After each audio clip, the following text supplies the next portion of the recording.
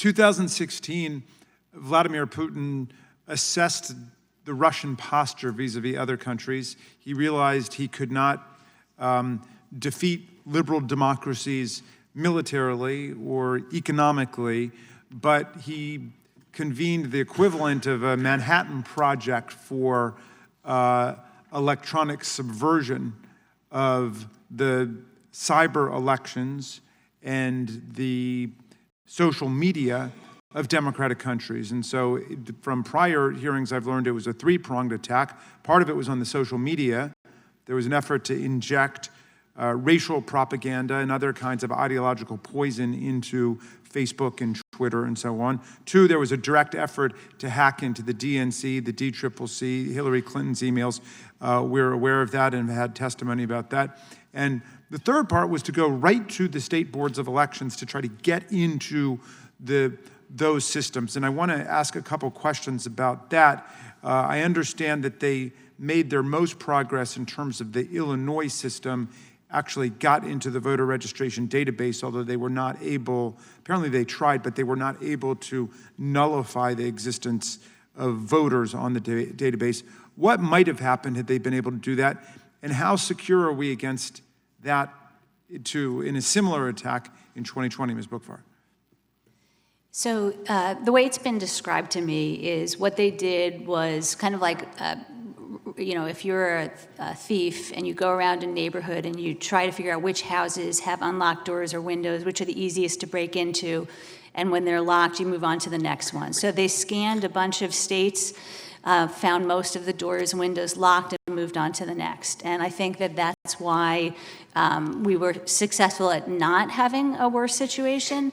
It could have been, as has been discussed previously, it could have been devastating. Remember the National Association of Secretaries of State? Correct. Well, how secure are the states? How ready are we? People ask me all the time, how ready are we? But we don't have one system. We have at least 50 systems, right? Or 51 systems all over the country. I think we are absolutely in a much better place than we were 2 years ago, and I think the designation of elections as critical infrastructure was a big start to that. I think we still have a ways to go, and that's why I'm really interested, Congressman, on making sure that we don't focus entirely on voting systems. Voting systems are really important, but we need to be funding replacement of voter registration systems, intrusion detection systems, making sure that the counties have the cyber protections, the passwords, the multi-factor authentication.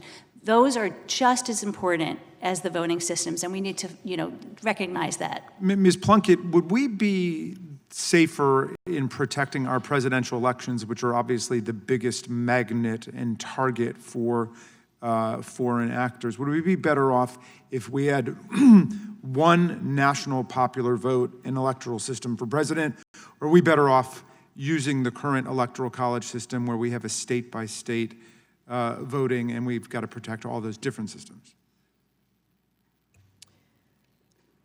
What's most important is that we have the right whichever system we would choose to use, what's most important is that we have the right security protections in place. And with the right security protections in place, either would work equally effectively, I believe. Okay. Mr. Byrd, I was very cheered to hear your testimony. Are you telling us that we essentially have a technological fix to the problem of security of the actual voting systems themselves?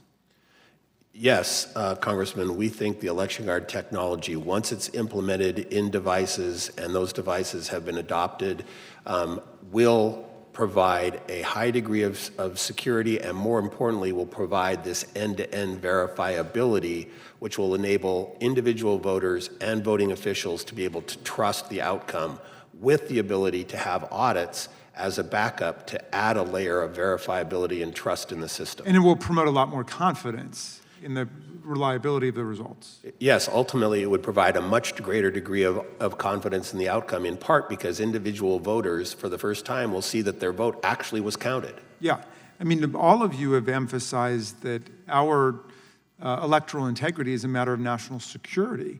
And if you think about it, well, why does Vladimir Putin and Prime Minister Orban in Hungary and Duterte and all the authoritarians and despots and dictators want to destabilize our elections?